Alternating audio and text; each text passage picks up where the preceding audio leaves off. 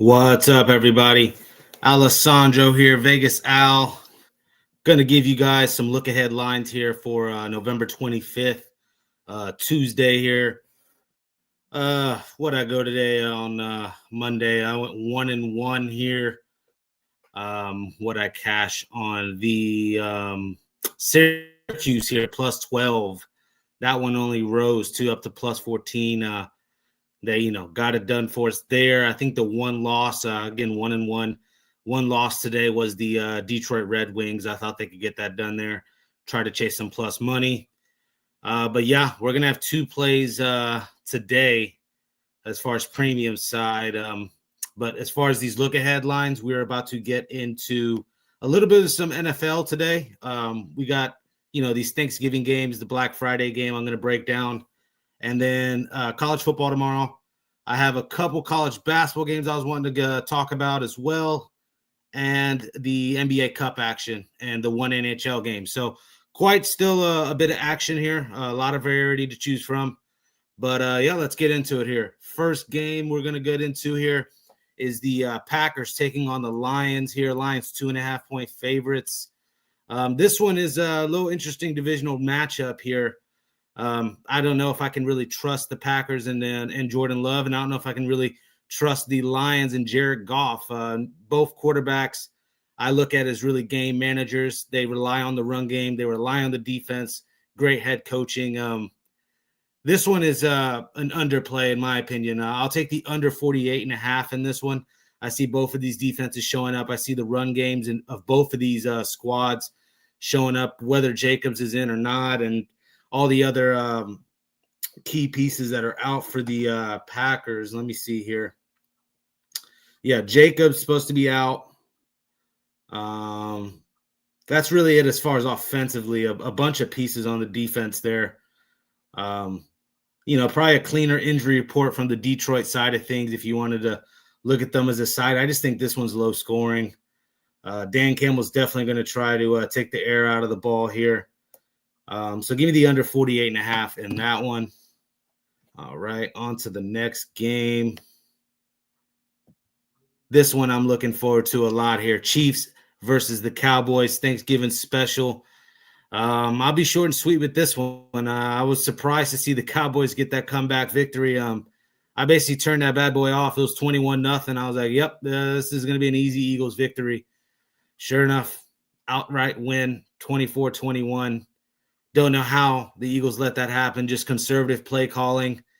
That muff punt there, just inexcusable to let that happen. I feel like the Cowboys got away with one. Who do I trust more on a short week? I trust Andy Reid more on a short week and Patrick Mahomes. So that's why my pick here is Chiefs -3 in this one. That Dallas secondary is about to get torched by Patrick Mahomes. A prop in this one that I absolutely love in this Kansas City Chiefs game here. Patrick Mahomes over 2.5 passing touchdowns at plus 150.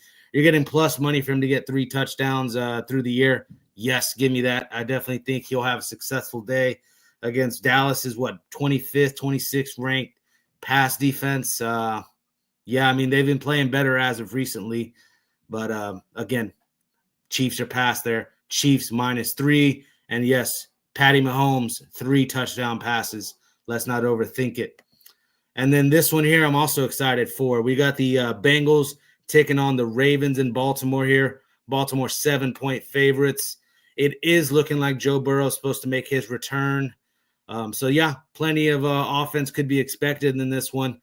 But I'd rather go with the team that's kind of starting to fly on all cylinders, fly high on all cylinders. I can't even speak right now, guys. You get me.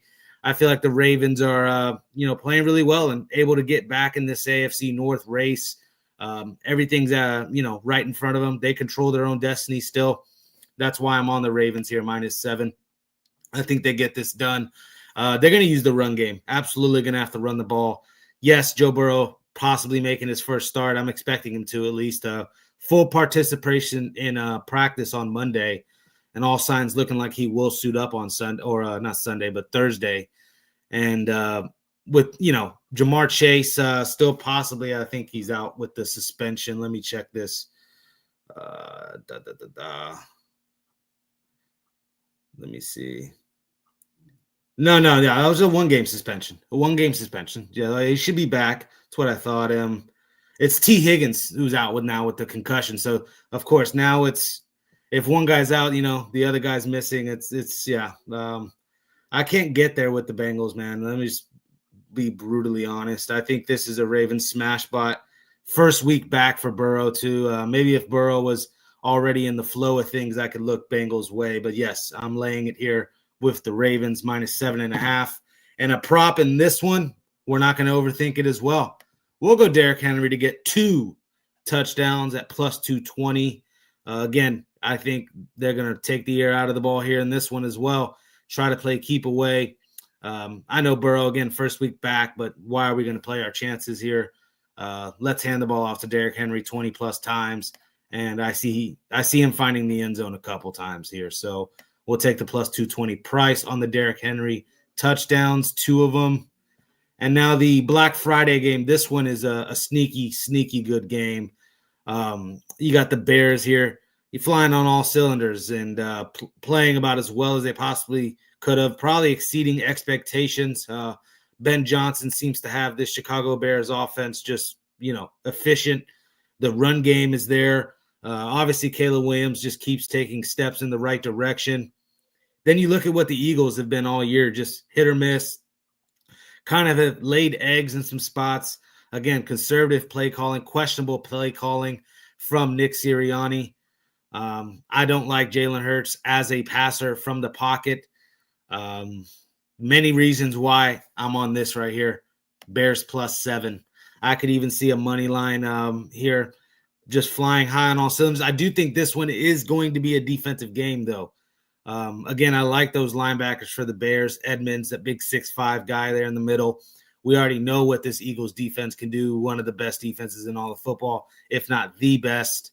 So, yes, the Bears do have their hands cut out for them. But in a low-scoring defensive type game that I picture this being, of course I want the 7 points in my pocket. And like I said, I could still see the Bears winning this one outright.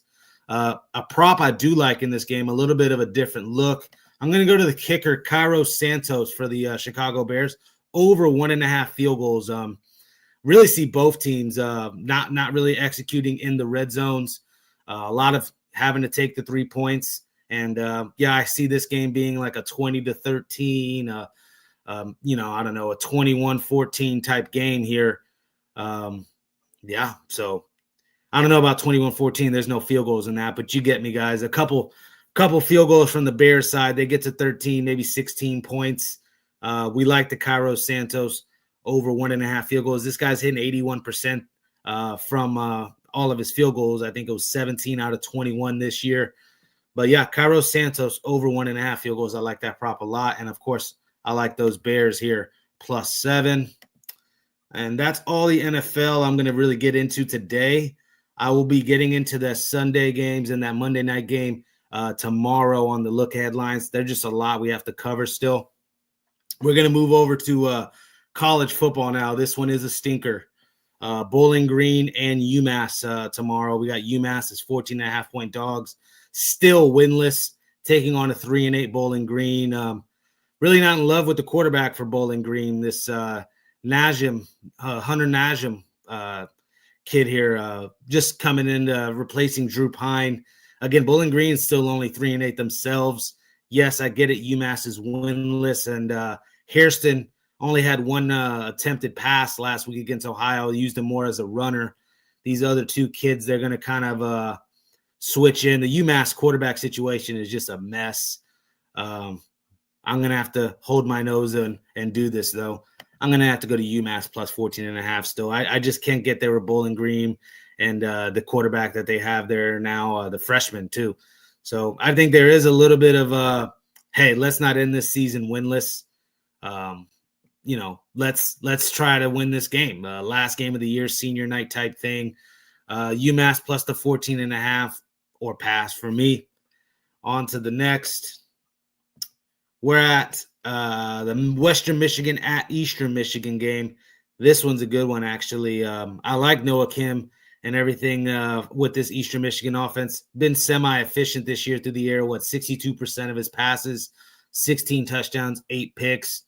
Obviously, the kid Lowry there from Western Michigan, more of a runner, a good runner, though, and, efficient through the air. They're going to kind of control the clock, try to limit turnovers. But I think that's kind of what plays into Eastern Michigan, at least keeping this close. And with Noah Kim, again, senior quarterback here, I have no problem going to Eastern Michigan plus the 7.5 in this one. And a prop I like in this one, I've already mentioned his name a couple times here. Noah Kim over 1.5 passing touchdowns. You're getting plus money with this as well. Plus 165. 16 touchdowns already on the year through the air. Only 8 picks. Pretty solid senior season for this kid, Noah Kim, the former Michigan State transfer here. So, yeah, that's college football for you. Not the greatest of games, obviously, but there you have it. I like that Eastern Michigan, though, plus 7.5. What do you call it? On to the NBA here. First game of the night, and this one's starting to rise. Opened at 8, got up to 9. I'm already seeing 10s and a halves with the Hawks here taking on the Wizards. Injury report in this one. Let me pull it up. 1 second. Right. I remember seeing Trey Johnson, the hotshot rookie out of the Wizards. He's going to be out. Kayshawn George is a game-time decision. Marvin Bagley, game-time decision. Still on the Hawk side of things, Luke Kennard, game-time decision. That's a guy I like betting prop-wise. Obviously, still no Trae Young.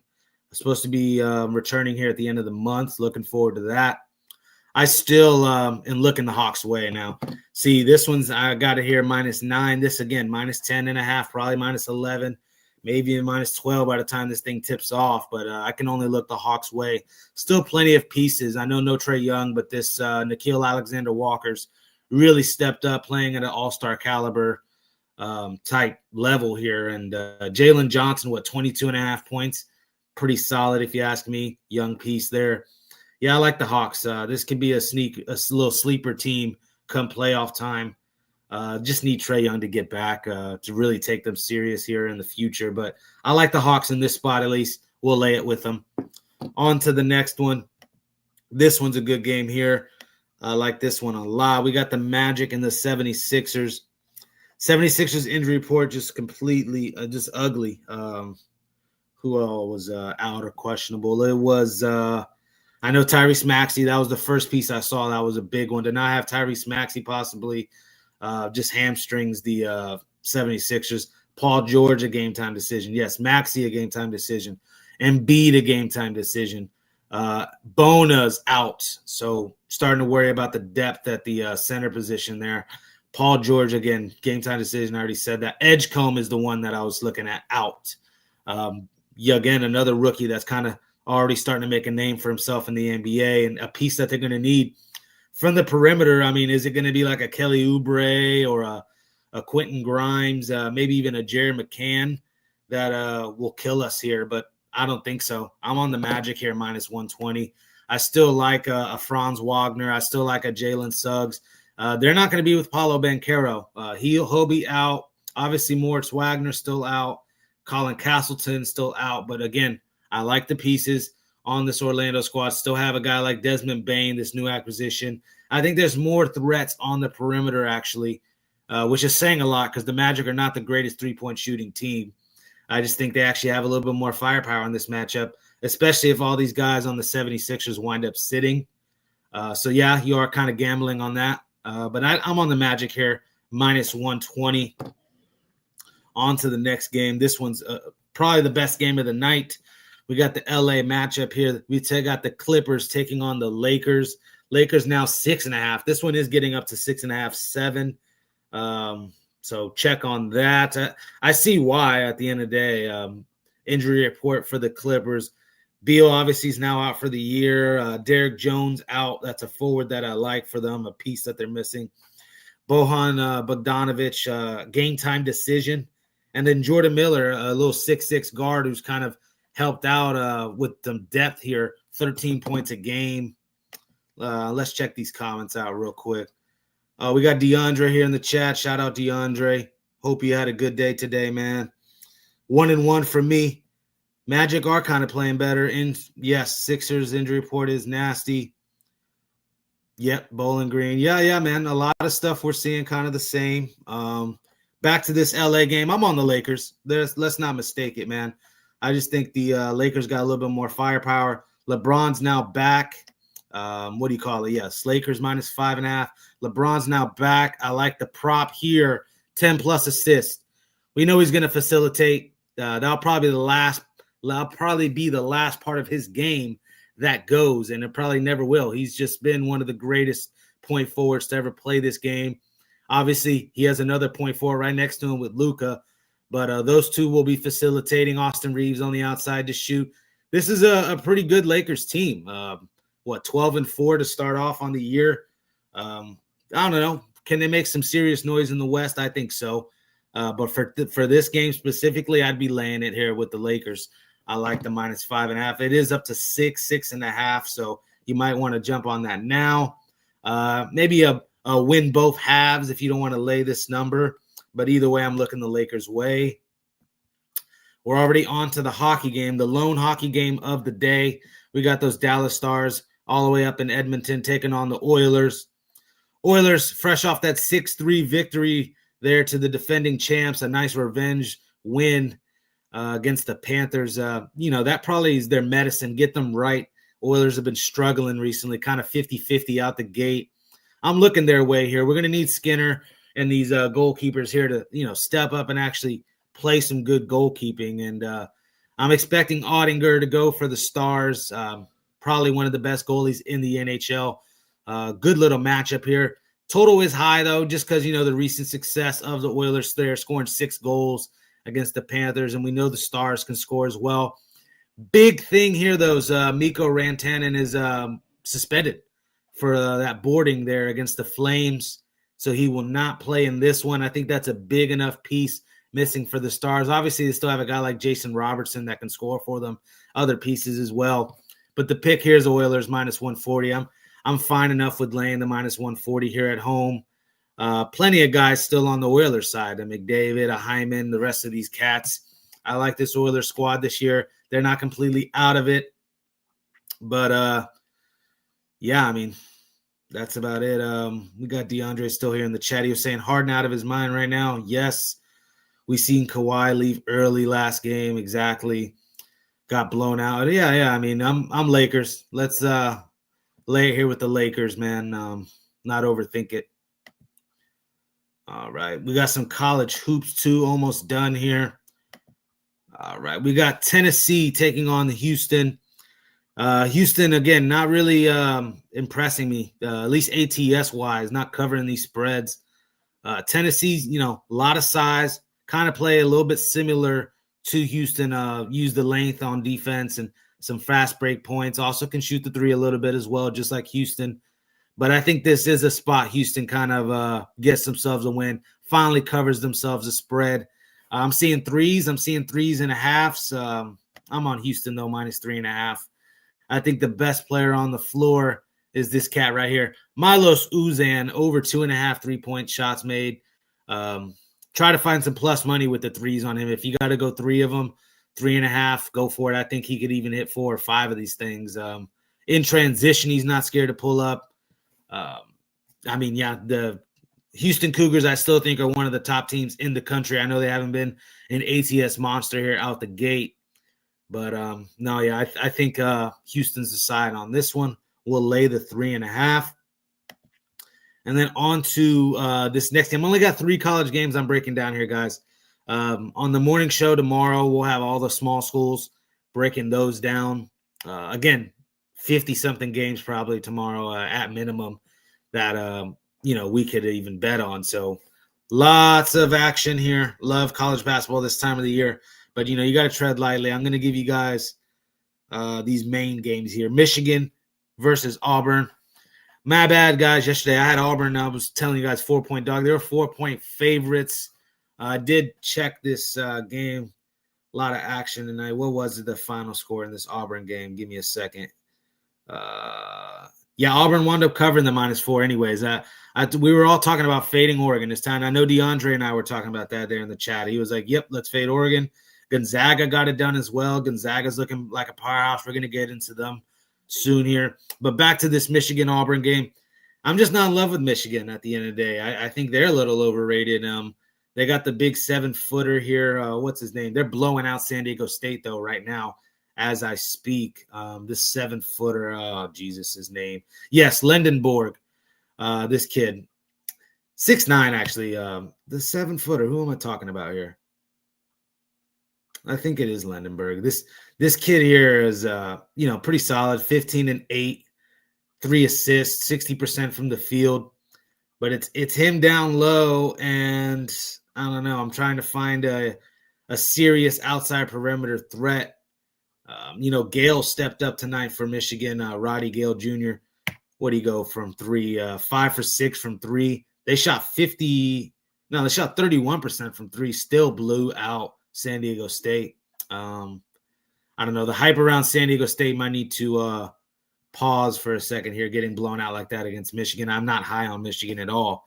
I'm actually on this right here, Auburn plus the 3.5. At the end of the day, I think they have just as many athletes to compete with this Michigan squad. The size down low as well. And a player to watch is this guy right here, Keyshawn Hall, 20-plus points. Take that prop. Try to find some plus money with this cat. This guy, 6'7", 240, but can shoot the 3, can kind of run the point forward. Kind of a do-it-all forward for Auburn here. Keyshawn Hall, big-time player there, expecting big things out of him this year. 20-plus points, like the prop, and I like Auburn plus the 3.5 here. I think the wrong team's favored in this one. So if you want to go money line, go money line. But you got 3.5 points in your back pocket. Why not take them? On to the next game, final game I'll have for you guys in this college basketball slate. We got Maryland taking on Gonzaga. Gonzaga, we just said, got it done here against Alabama. Big-time top matchup they just had and, passed the test with flying colors. At the end of the day, you got to go Gonzaga here, minus 13.5. We already talked about it last night, all the pieces that Maryland has missed from last year. This UNLV game going on right now. Let me see. Try to get you guys a score. What's going on? Is it over? No, I haven't even started. Yeah, the UNLV game. That's what I'm saying, man. Maryland's having to play a Gonzaga squad who's, I know they just got done playing themselves, but what is it, an hour or two advantage of rest? And, this tournament here, the Players Era Festival in Vegas, Gonzaga's 12th ranked. I think they should be a top 5, top 6 team. A lot of cappers I respect are high on this Gonzaga squad. There's Final Four talks with this team. 10 deep, most of these guys here long as well. Couple 6'10" guys that can shoot the 3. I'm on Gonzaga minus the 13.5. Again, a Final Four powerhouse type team here. I agree, man. Let's go Auburn SEC. Let's not overthink it. They got it done. We go right back to it. I think that's all I have for you guys, really. I was trying to just do those football here for this upcoming Thanksgiving. Looking forward to that. I'm trying to get back up to it. 1 second. There you go. All right. So, yes, I'll just run through them real quick. Packers, again, we like the under in this game. Take the air out of the ball. Dan Campbell. Jahmyr Gibbs, 200-something yards the other day. Just probably the most electric back in the league, this cat. You guys know how I feel about David Montgomery, but give the ball to Jahmyr Gibbs and get out the way. That cat's special. Chiefs again here, minus 3 against the Cowboys. Don't overthink it. Are you really going to bet on the Cowboys? Come on.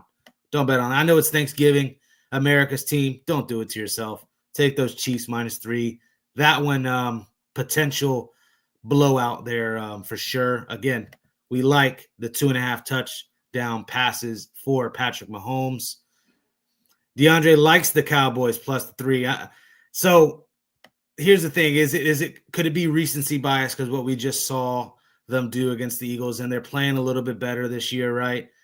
Dak has been playing at a high MVP level. There's nothing wrong, DeAndre, with going to the over as well. So I can't get mad at anybody wanting the over in this one. What's the over at? 52.5 is a high total, but yes, I can expect some points. But I'd rather just be on the Chiefs because I trust the Chiefs defense actually to cause some turnovers from a Patrick Mahomes, cause some turnovers out of Dak. And I'm keep saying that. I think CeeDee Lamb's one of the more overrated wide receivers in the NFL. Yeah, I'm on the Chiefs all day long, -3. Best of luck to you, DeAndre. Let's go head to head on that one. That should be a fun one. Interested to hear your take, DeAndre, on this Ravens game. I'm on the Ravens -7. Again, Burrow's probably first week back. Yeah, not looking to back the Bengals here in this one. T. Higgins will be out with a concussion. One missing weapon there for him. But yeah, we like the over 1.5 touchdowns too for Derrick Henry. They're going to pound the rock, give it to Derrick Henry. We'll take the +220 price on that for him to get 2 tubs. And just running back through these real quick, all of these. Bears +7 against the Eagles. Love that. I think Caleb Williams taking massive steps forward this year, starting to prove the doubters wrong. Chiefs on the road versus crazy. Chiefs on the road versus crazy. I don't know. I get you. You're worried about the Chiefs on the road. I hear you. They are a lot better at Arrowhead. But again, this is the Cowboys we're talking about. Yes, DeAndre, and Burrow is coming back. Yes, we have been talking about that. Was at practice today, full participation. But it's his first week back, and Ravens are rolling on all cylinders right now, looking at this AFC North, controlling their own destiny. I can only look Baltimore's way. I think Lamar has a gigantic day. I might have to put some Lamar props as well against this Bengals secondary. We saw what the Bears did to him, put up 40-something points on him like that. Yes, I could see the Ravens having a successful day through the air, on the ground. They could probably name their score in this one. So yes, I like the Ravens. We just talked about the Bears, like the Bears. The Cairo Santos over 2 field goals or over 1.5 field goals. Like that a lot. Eddie in the chat, Eddie Sanchez. I like the Chiefs, but I see an over, especially where the game is at. Yes, in a dome or in Jerry's world. Totally makes sense. I get that. But Chiefs defense is a top 5 scoring defense in the league. That's what worries me when it comes to touching an over. I just would rather be on the Chiefs -3. It's a cheap price. I don't know. I feel like at worst we get a push because they might win a close one, but I think they blow them out. I like the Chiefs here, -3. Okay, quick college football. Again, these games are ugly. UMass plus the 14.5 here we like against Bowling Green.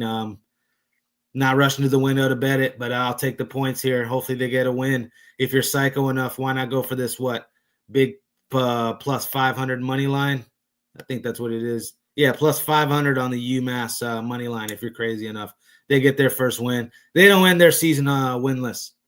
That'd be how I look at that one. But am I rushing to the window to bet it? No.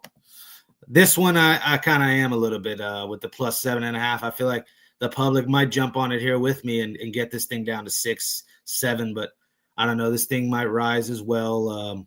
A lot of hype around the Western Michigan team and, a top of the MAC conference here. I still like Noah Kim here with the touchdown passes, and for them to keep this game close, Eastern Michigan plus the 7.5. Noah Kim over the 1.5 passing touchdowns. Look for this kid to make a couple nice throws. Quick through the NBA one more time. Got the Hawks here -9. This one's only rising. We got them up probably -10, 11 by the time this thing will tip off. Again, still too many pieces, I think, on the Hawks side. No Trey Johnson, Keyshawn George questionable, Marvin Bagley questionable. Yeah, I don't know. Wizards are bottom dwellers in the league. I'll take the Hawks there. That one might be an over as well, though. Over 236.5 there in that one. Magic 76ers, I already explained why I was on the Magic here. Magic just playing a lot better. At the end of the day, the injury report for the Sixers is ugly. The other night they were having Paul George play the 4. That should tell you all you need to know about the Sixers right now. Off to that hot start. It was mainly because of the young kids there in Edgecombe, obviously, but Edgecombe's not even playing in this one. Again, Magic -120 is the move. And then we're on the Lakers here, -5.5. LeBron James, triple-double type performance would not surprise me. Luka Doncic, triple-double wouldn't surprise me. it's not impossible for both of those guys to get a triple-double. I wonder what the odds of that would be parlayed. I'm sure massive. But yes, Lakers minus 5.5. And we'll just go to the LeBron James 10-plus assist. Repeating these real quick for you guys. Thank you for staying on, tuning in. The only hockey game of the day, we got Stars and Oilers. We're going Oilers here at the minus 140 price. No Rantanen for the Stars, still suspended, or the one-game suspension there for boarding. I think that's just a big piece missing. Expecting Oilers goalkeeping to step up here. Just must, especially with possibly Ottinger on the other side for the Stars. I like Oilers still, though, minus 140. And then we ran through these college basketball games. I like Houston minus 3.5 to finally cover a spread.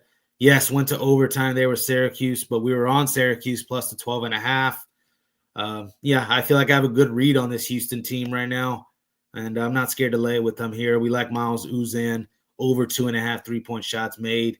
This kid's not scared to shoot it in transition, fast break points.